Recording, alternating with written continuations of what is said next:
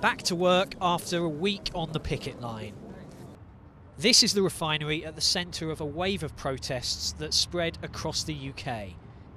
The dispute started when construction work to expand the site was subcontracted out to an Italian firm who promptly brought in their own workers for the job. Employees were so angry that they walked out without even union support in a strike that was potentially illegal. But they've left us no other course, have they? You know, I mean, they was unwilling to sit around the table and talk to people, so you've got to do something, you've got to make a stand. Sometimes sacrifices have to come, don't they? Any European company is perfectly entitled to bring in its own staff for a limited time, something protesters find hard to accept. They say it's taking jobs away from British workers. It's a touchy subject for many people.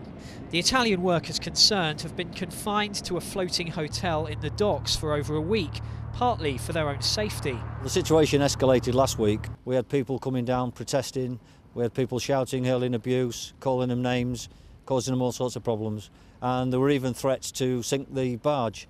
So we had to take these things seriously. But workers here have played down any nationalism, saying their dispute is with the bosses. The refinery has stressed the contract will not mean any British redundancies, but protesters say they still have a way to go. Well, the problem is, I live in the northeast. I'm travelling down here, I've got to look for accommodation in Cleethorpes, anywhere, bed and breakfast, a room, whatever, and they've got it all laid on for them. Why shouldn't they be on the same playing field as us? Under the new deal, UK workers will be offered around half the jobs in the new contract. But though this battle is over, others may just be beginning. As strikers say, they'll take their protests to other employers that use foreign labour.